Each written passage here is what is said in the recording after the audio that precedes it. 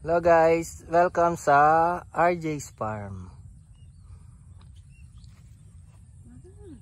Yan, ang gagawin natin ngayon ay magmamarkot tayo ng mga Arcadia. Kasi nung mataas ang moisture content ngayon kasi tag-ulan.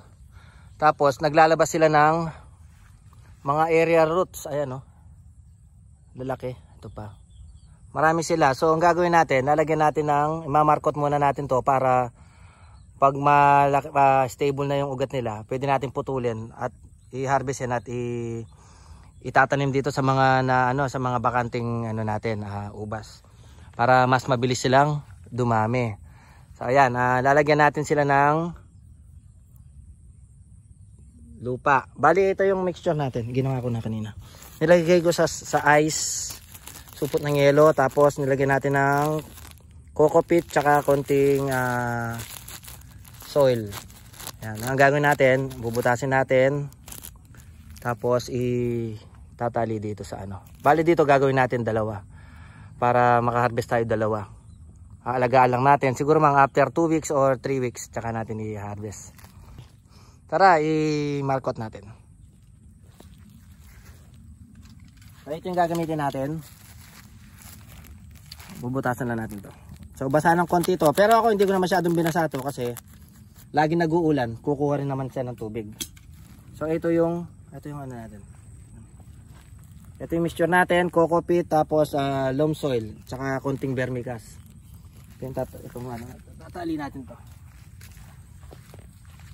Yan, bali itong natin. Ilalagay natin sa loob ng siya yung itatali natin mamaya.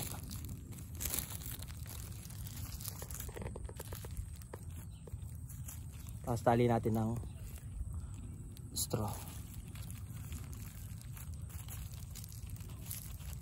Okay lang na mahigpit to. Mas maganda nga mas mahigpit para stable yung paggano ng roots. Bali ito Arcadia to.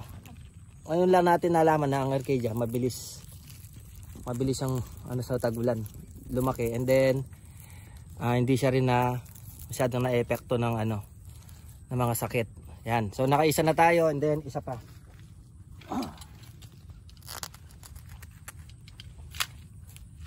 para mataas yung mabilis yung chance natin na dumami.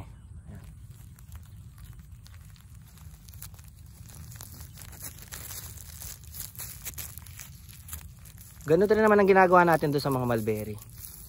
Pero ito, pag yung ubas, mas maganda to.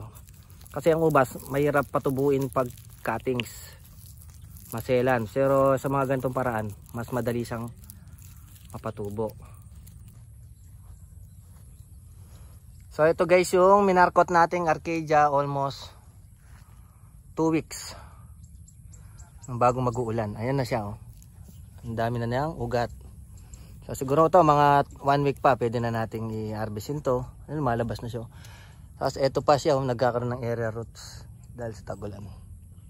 Ito yung Arcadia, ito yung witch finger. Pati itong witch finger naglalabas din ng area roots. So, kaso ito medyo na damage ng anthracnose. Pero okay lang to. Alagaan na natin yan. Hindi na nag-uulan.